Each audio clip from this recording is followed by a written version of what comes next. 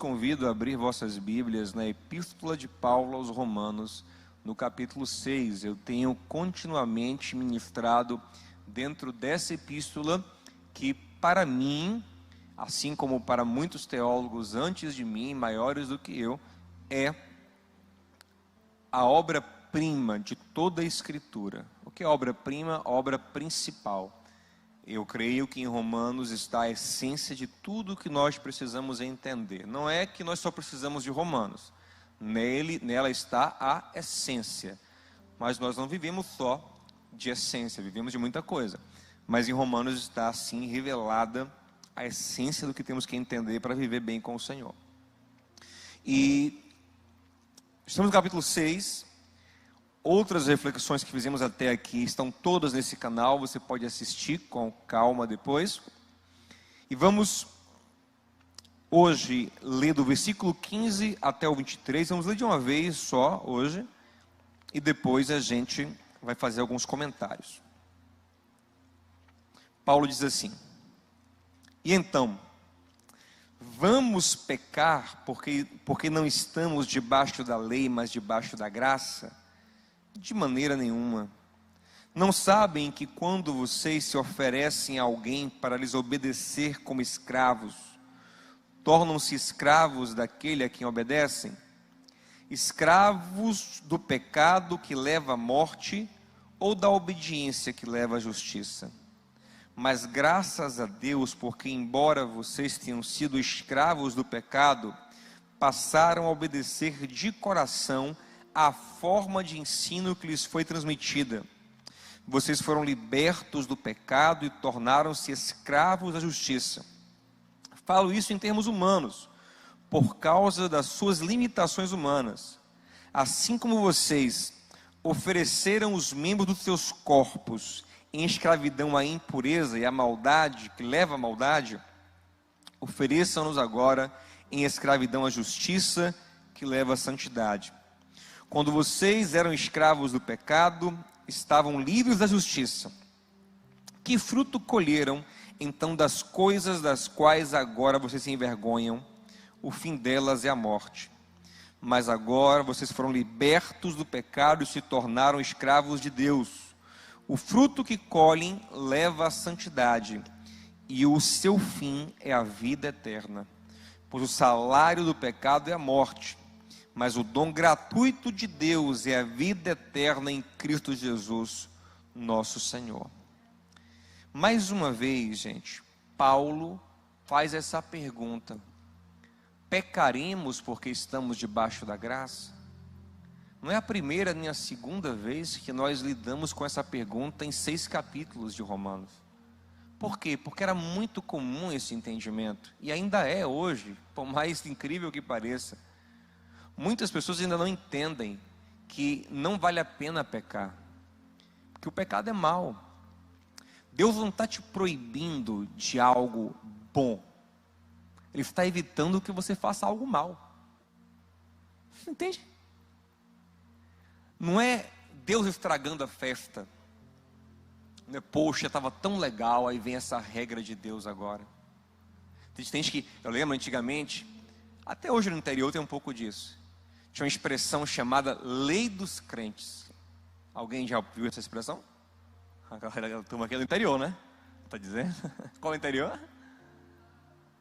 Tororó. Né? Lei dos crentes. Fulano entrou para a lei dos crentes. E aí o que se pensava?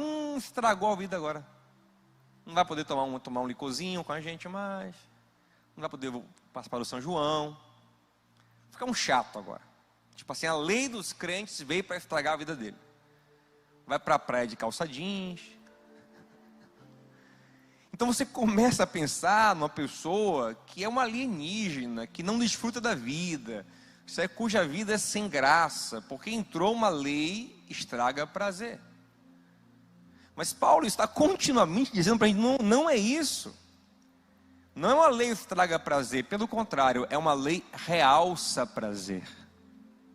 Tem uma coisa que Celcinho Aquino sempre falava quando ele ainda lutava por mim, mas já me largou de mão agora, quando acreditava ainda no meu modo fitness.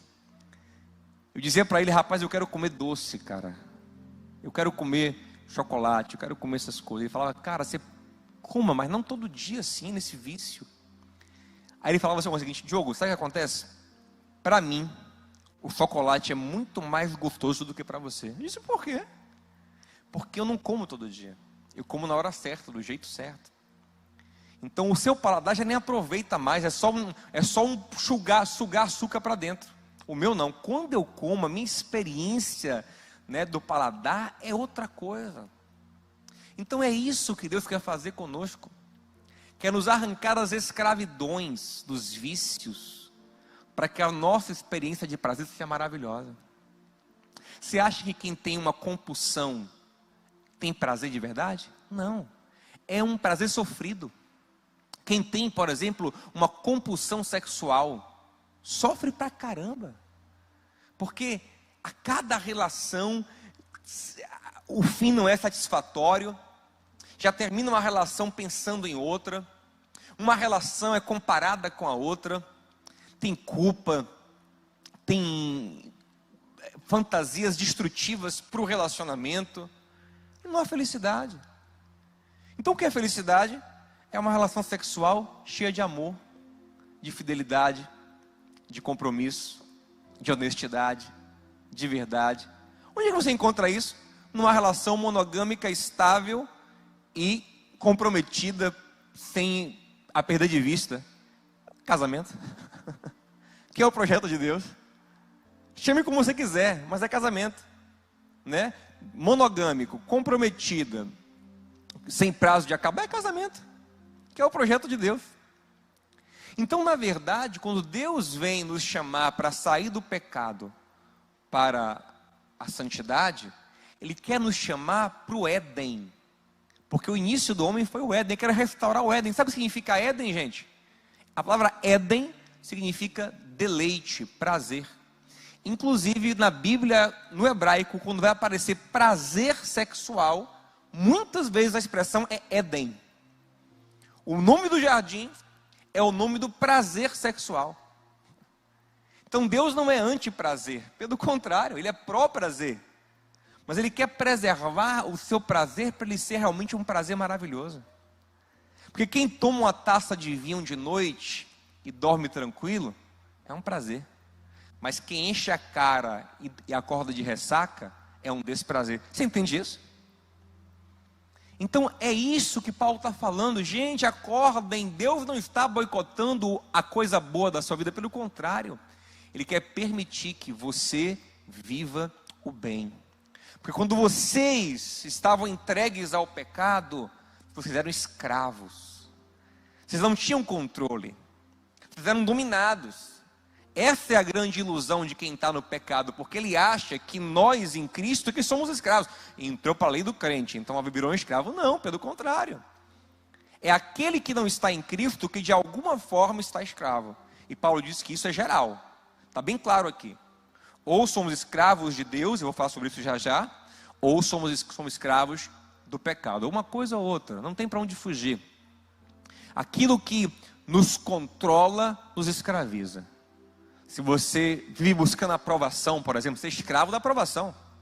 Se vive buscando elogio, você é escravo do elogio, do seu orgulho. Você é escravo daquilo que Ele impulsiona, daquilo que Ele chama, e para qual você diz: sim Senhor, estou aqui, vou fazer tudo por isso. Você é escravo do dinheiro, do sucesso, de qualquer coisa. Tudo ao qual você se dedica e se devota, e lhe controla, e que você não consegue dizer não, te escraviza. E esse é o caminho quando nós não temos o Senhor como Senhor em nossas vidas. Alguma coisa se assenhora de nós. Tem uma história que eu gosto de um pastor que estava com outro pastor, estava desiludido do ministério e da vida com Deus, e tinha voltado a fumar. E voltou a fumar com o seguinte argumento: vocês ficam inventando aí de que fumar é pecado, eu nunca vi isso na Bíblia, me mostre na Bíblia que fumar é pecado. Não tem, porque assim, realmente o argumento que a gente usa contra o cigarro é que ele não é saudável, para proteger o corpo que é templo do Espírito Santo, o potencial viciante dele. Mas esses mesmos argumentos podem ser usados, por exemplo, contra a Coca-Cola. Os mesmos. Então o cara estava teologicamente certo. Não tem nada. Aí ele pegou, e assim, só que ele era viciado em cigarro antes. Ele estava voltando agora a fumar. E aí fumando na frente do outro pastor, só que estava assim meio desiludidão com a fé. Aí eu falo assim, você é um bitolado. A religião lhe escraviza. E o pastor estava mais de boa, falou assim, eu sou bitolado escravo, né? E você é livre. Sim, porque eu não fumo cigarro. Acende um cigarro para mim então. O cara falou, você vai fumar? Acende para mim um cigarro. E o pastor, né, revoltado, acendeu um cigarro, deu esse pastor que estava de boa. Esse pastor de boa pegou o cigarro, deu uma tragada, depois apagou e falou, pronto, fumei, agora não vou fumar mais, não quero mais. E você? Consegue agora parar de fumar? E o cara disse, não, porque já estava viciado de novo. Isso é liberdade. É poder fazer, mas escolher não fazer, porque eu quero fazer algo melhor. Não é que eu não posso, eu posso, mas eu escolho não fazer. Eu posso ter outra mulher, mas escolho ser fiel, porque creio que é melhor. Eu posso roubar, mas escolho não roubar, porque creio que é melhor. Eu posso mentir, mas escolho não mentir, porque creio que é melhor. Porque a graça que me cobre me dá uma consciência, que me dá poder de escolha. Você entende? E aí alguém que entra, eu voluntariamente começo a me devotar, a obedecer à justiça, a Deus, a ser escravo de Deus, porque eu começo a entender que tudo que Deus manda é bom. Então eu começo a buscar as ordens de Deus, como diz, manda em mim, porque a tua ordem é maravilhosa. Tem um conceito em Levítico que é o escravo de orelha furada. O que era isso? Porque depois de um tempo, você vê que a lei de Israel sempre foi evoluída. Como foi evoluída? A nossa escravidão foi abolida no final do século XIX. A lei de Moisés, há 3.000 anos, vai dizer o seguinte, que um escravo tinha um tempo para ser escravo de um judeu, e depois ele tinha que libertar o cara. E quando chegasse o tempo da libertação, se não me engano, 7 anos, quando na hora de libertá-lo, ele dizia, o Israel podia falar assim, olha, eu não quero ser liberto, eu quero continuar servindo o Senhor, porque o Senhor é bom, eu amo o Senhor, é bom demais ficar aqui. Então, ele tinha a orelha furada, com uma marca de que era um escravo por escolha. E essa é a ideia de Paulo. Cristo te libertou, mas Ele te convida para ser a senhora da sua vida. Porque Ele sabe que se você não for servo dEle, inevitavelmente você servirá ao pecado. Porque o pecado vai te enlaçar. Você não vai dar conta de ser senhor de si mesmo. Ouça uma coisa, ninguém é senhor de si mesmo. Isso é uma ilusão. Nós fomos feitos para servir, para se vincular, para adorar, para se entregar, para sacrificar em prol de alguém. Pode observar, todo mundo devota a vida a alguma coisa, a algo ou a alguém. Todo mundo tem alguma coisa pela qual sacrifica-se, sofre, padece, adoece, empobrece, enlouquece. Alguns matam e morrem por alguma coisa, por quê? Porque aquilo se assenhorou do seu coração. Então o convite do Evangelho é, antes que qualquer coisa se assenhore do seu coração, deixe Jesus ser o Senhor. Porque Ele é o Senhor que te permite uma liberdade que nenhum outro permite. Se uma paixão amorosa se assenhorar do seu coração, em alguns aspectos ela vai ser cruel. Se o trabalho se assenhorar da sua alma, em algum momento ele vai ser cruel. Quantas pessoas destroem a vida em busca do sucesso profissional? A família, porque é obcecado pelo trabalho, pelo dinheiro, por um relacionamento, por uma paixão, pelo corpo perfeito. Enfim, nós acabamos servindo alguma coisa porque essa é a nossa natureza. Nós somos seres apaixonados. Nós somos seres de paixões. Por isso que Paulo fala várias vezes que aqueles que estão em Cristo crucificaram as suas paixões. Por quê? Porque a paixão nos leva à escravidão. E a nossa grande paixão deve ser o Senhor, o grande amor da nossa vida. Amarás o Senhor teu Deus de todo o teu coração, de toda a tua alma, com toda a tua força, com todo o teu entendimento. Por que isso? Deus ele é assim ciumentão, é? Bem que Tiago até fala que ele tem ciúme da gente. Mas não é nesse aspecto de ser controlador. É na ideia de que ele sabe que nele você pode ser o pai que você precisa ser, a mãe, o marido, a mulher, o filho, a filha, o irmão. Nele você pode frutificar o bem. Se você vai servir alguém, que seja Deus, porque o Senhor, Ele vai te impulsionar para o amor, que é o grande propósito da vida. Porque quem diz que ama a Deus e não ama o irmão, é mentiroso. Deus te faz amar. Ele é um Senhor que te dá ordens de amor, o tempo todo.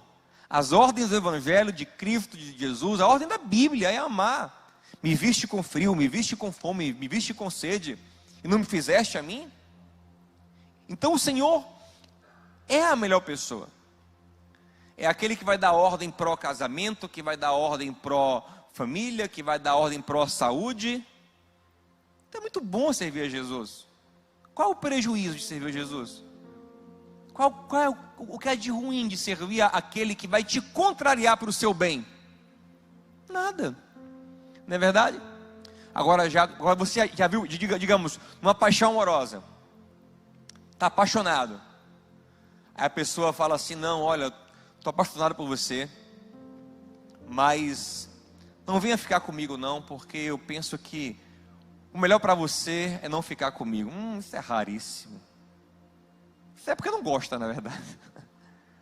Se tiver os dois apaixonados, não quero nem saber. Largue família, largue tudo. Venha viver. Como diria Roberto Carlos, eu só quero que você me aqueça nesse inverno e que o resto vá para o inferno. É isso. Há todo o senhorio da nossa alma, quando não é do Senhor, acaba sendo tirano. Quando Paulo fala em Colossenses que Deus nos tirou do império das trevas, é isso, porque as trevas é o pecado, e o pecado ele é imperador. O que o imperador faz? Ele invade, ele não reconhece limites. A característica de um império é ultrapassar fronteiras. Então alguém que é viciado em drogas, chega a hora que a pessoa rouba a mãe, rouba o pai, queima o patrimônio da família, não é verdade? Por quê? Porque a droga, você não vai no traficante e ele fala assim, oh não, isso aqui é o dinheiro da sua mãe que você roubou, da pensão dela, não volte não, ele não está nem aí. Ele não está nem aí, me dê, venda tudo em casa, né? O time de futebol, catucabel ali flamenguista, não está nem aí, se você está gastando o dinheiro que você não tem, para pagar o ingresso, para comprar camisa, para viajar para Abu Dhabi, para ver se o time perder do Chelsea. Você sabe, né? Eles estão nem aí. O que ele quer mais é que você ame, idolatre mesmo, e que você se exploda de amor. Sabe quem é o único Senhor que diz a você, não faça isso porque não vai bem para você? Jesus o Cristo. Ele é o único Senhor que fala, eu não quero sacrifícios que te prejudiquem. Eu não quero o que te faz mal. Eu não quero, pelo contrário, eu não vim tirar a sua vida, eu vim dar a vida por você. Eu vim para que você tenha vida e vida em... Porque o verdadeiro amor não procura seus próprios interesses. Ele é o único Senhor que faz isso. Ele falou, eu sou mestre e Senhor, mas eu lavo os pés de vocês. Eu venho para ajudar vocês. Hein, Bruno? Será que é EA Sports, você chegar lá, quer dizer, gastar 100 mil reais para montar seu time do FIFA? Ela vai dizer assim, não, peraí, seu Bruno, vamos te ligar aqui. O senhor realmente tem condições de montar esse time aqui no FIFA, 100 mil reais? Aí você fala, não, eu estou vendendo minha casa para montar. Eles não estão nem aí. Você pode estar se desgraçando, vai estar servindo a eles. Ele diz, venha. Oi? Você vai jogar por isso, né? Era um senhor terrível, né? Mas agora você vai servir a Cristo. Gente, é assim, a vida é assim. Todo senhorio que não é o de Jesus, ele é cruel, ele é tirano, ele é perverso. Por isso o Senhor tem que ser o Senhor da sua vida. E às vezes a gente, quando, por exemplo, em relações amorosas, pai e filho, mãe e filha, a gente não entende às vezes, e fala, meu Deus, essa pessoa vai amar mais a Jesus do que a mim, tem até ciúme às vezes. né? Bom, já pensou, amar mais Jesus do que a mim? É maravilhoso. Porque se você se relaciona com alguém que ama mais Cristo do que a você, significa que ele terá os impulsos de Cristo. Que o amor genuíno vai governar o coração dele, não as paixões carnais que são tão desenfreadas, que são tão inconstantes. Amém, gente? É isso que Paulo está falando para a gente. E ele fala mais, ele fala o seguinte no 17, ó. Mas graças a Deus, porque embora vocês tenham sido escravos do pecado, passaram a obedecer de coração a forma de ensino que lhes foi transmitida. Observe, essa mudança de ser escravo do pecado para escravo de Deus, passa por um ensino, por uma forma de ensino, por um ensino específico, por compreender coisas, doutrinas.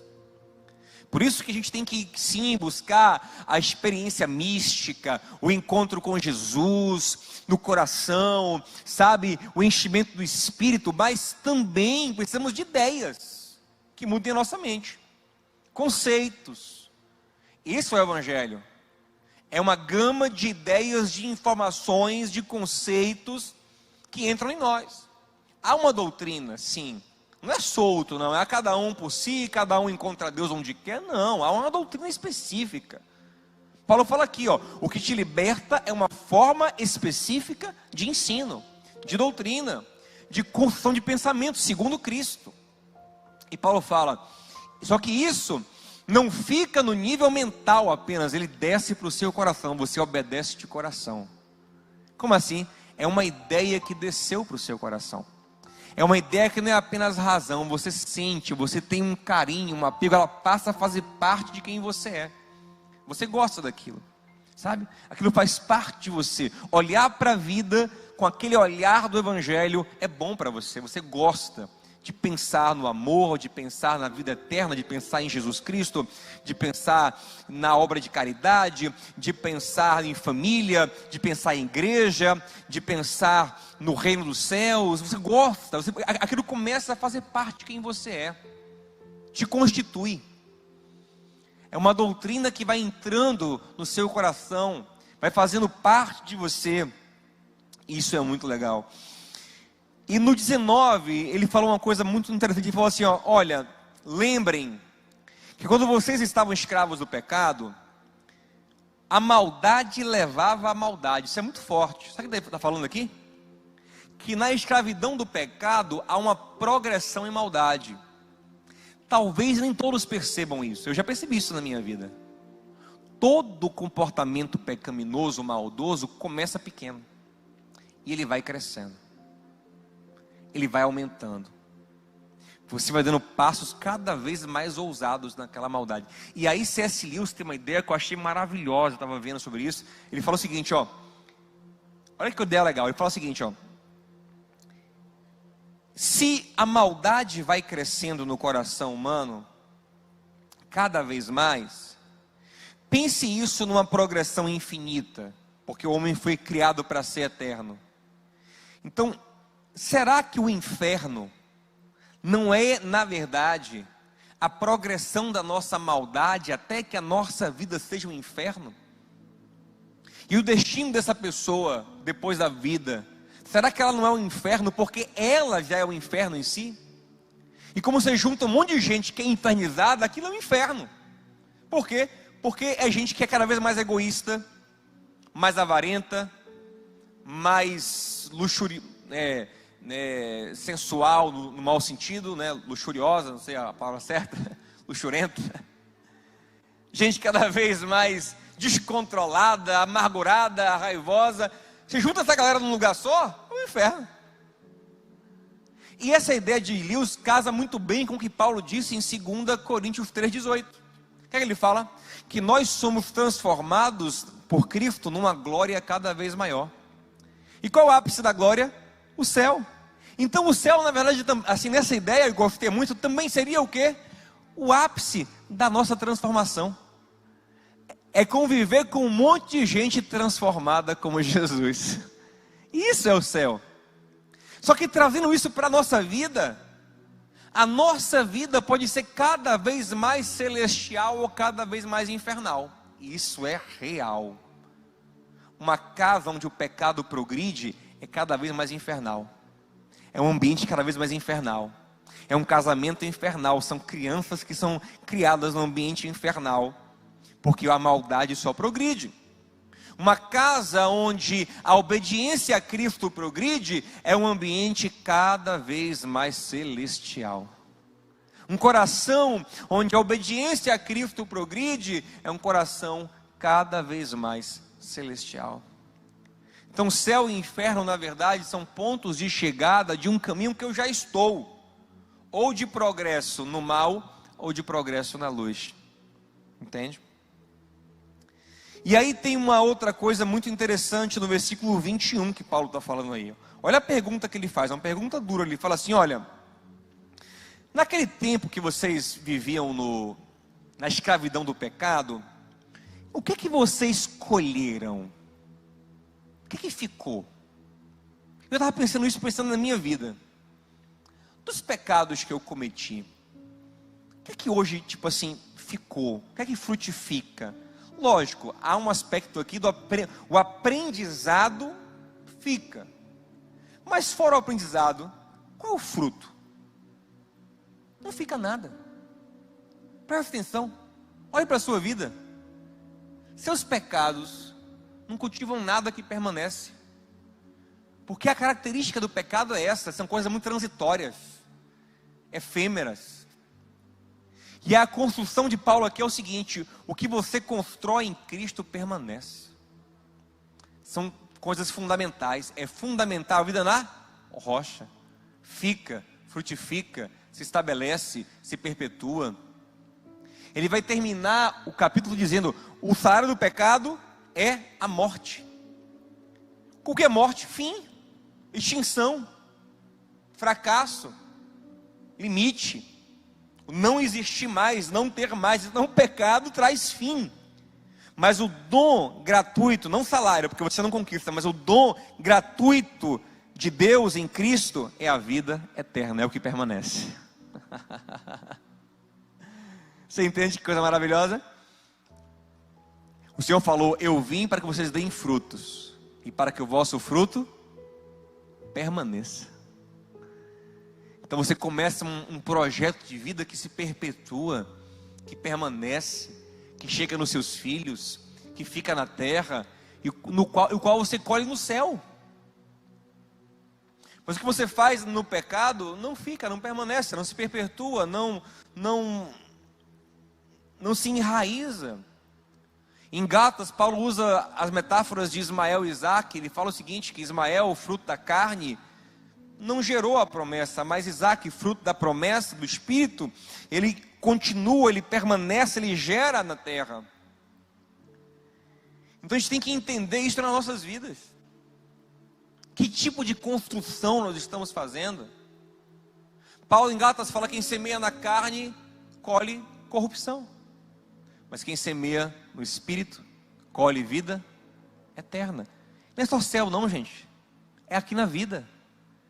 É vida, é coisas boas, coisas que você vai usufruindo na sua vida, nas relações, na sua mente, na sua trajetória, você vai colhendo. Aí Paulo fala assim: não nos cansemos de fazer o bem, porque se nós perseverarmos, a seu tempo colheremos. Isso é Gálatas. Mas aqui ele pergunta, em Romanos: o que vocês escolheram do tempo que eram escravos do pecado? Sabe qual é a resposta dele?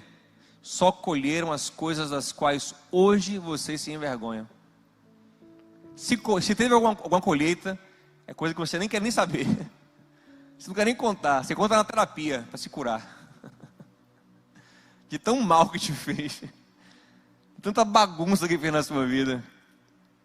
Você entende? Então o Senhor nos chama para a liberdade, para um fruto real.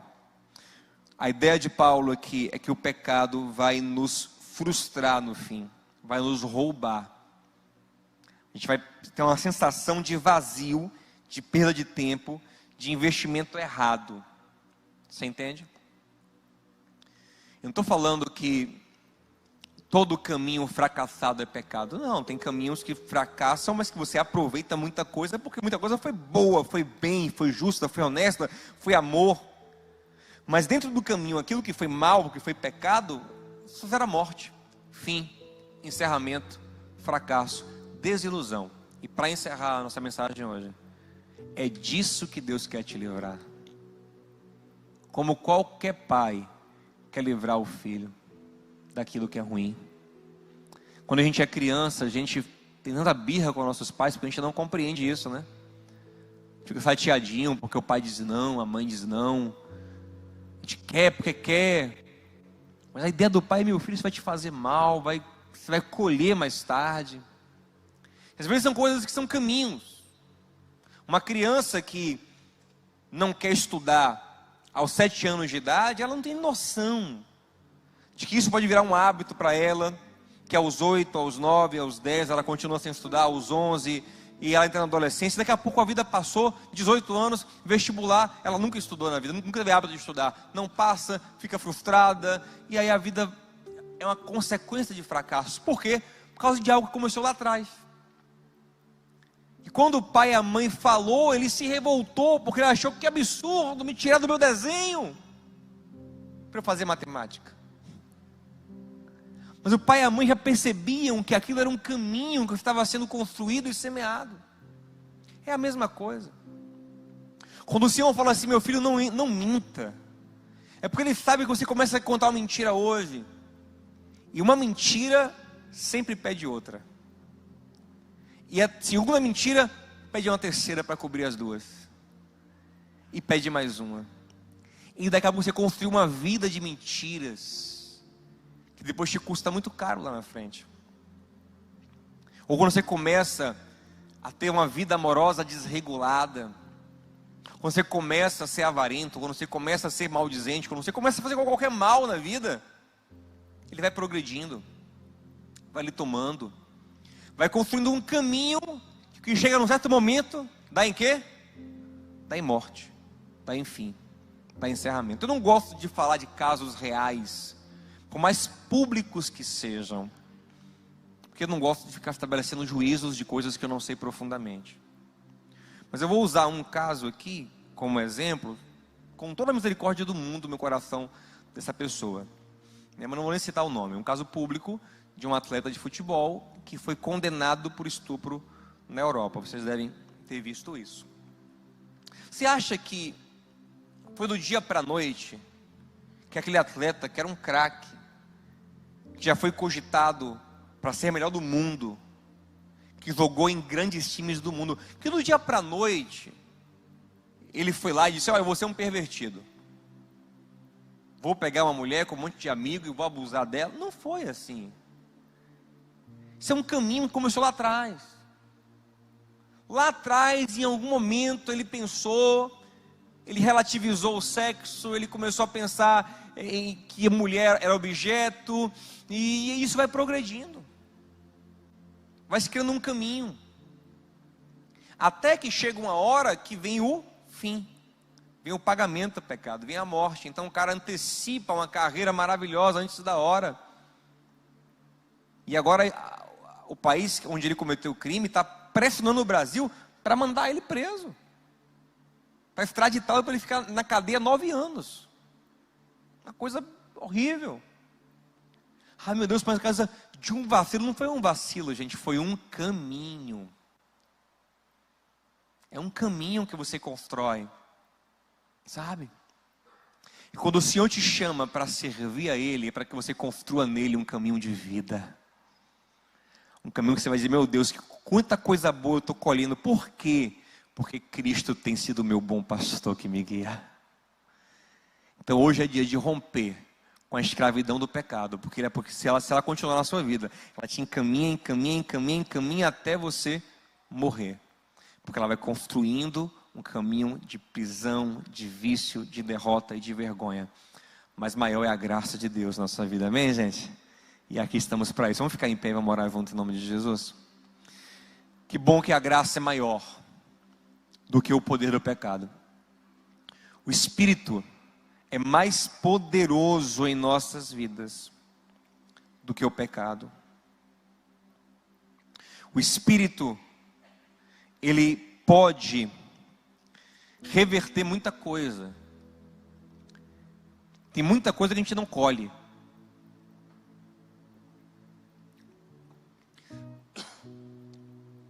Por causa da misericórdia de Deus. Tem muita coisa que o Senhor segura. Mas nós não podemos nos iludir e achar que nós não estamos construindo um caminho. Não estamos deixando sementes que vão espalhando na nossa vida. Daqui a pouco você começa a perceber que seus filhos com comportamentos, com ideias, com você fala, meu Deus, de onde veio isso? Você não percebeu que você deixou vazar de você tudo isso, de alguma forma. Você começa a perceber que suas relações foram todas minadas. Você fala, de como isso? Eu achei que eu estava no controle. O Evangelho de Paulo te fala, você nunca esteve no controle, você estava sendo controlado e não sabe. Estava sendo manipulado pelo mal e não sabe. Por isso, em nome de Jesus, rompa com o mal. Diga, Senhor, mande na minha vida. A decisão mais inteligente que alguém pode fazer é dizer, Jesus, mande na minha vida, Jesus, porque eu não posso mandar em mim mesmo. Tem aquela pessoa que só consegue malhar com um personal trainer? Por quê? Porque se ele for sozinho, ele mangueia. Eu sou um desses, pelo menos. Se eu for sozinho, eu enrolo. É 10, eu faço 3. Ah, tá bom, 3 tá bom, rapaz. 3 bem feita dessa aqui. Tá ótimo. 3 dessa aqui bem feita tá melhor do que nada. Né? É meia hora na esteira, rapaz, 15, fiz uns 15 massa aqui. Um 15 desse aqui ninguém faz não. Eu vou me auto-enganando, me auto-sabotando. Né? Não, pra que esse peso todo na perna? Na perna não precisa desse peso todo não, precisa do braço. Aí você vai se auto-sabotando, acabou que você não evolui nada. Ah, hoje é segunda. Segunda não precisa. Hoje é sexta, também não precisa. Mas quando você tem alguém te dando ordem, né? Faça, bote, aumente ordens para o seu bem, você consegue. A melhor coisa é você ter Cristo dando ordem na sua vida, amém, gente? Diga hoje, Senhor, reine sobre a minha vida. Senhor, eu quero te servir. Senhor, eu quero que o Senhor governe sobre a minha vida. Comece a falar isso ao Senhor agora enquanto cantamos uma canção. Vamos orar juntos em nome de Jesus. Aleluia.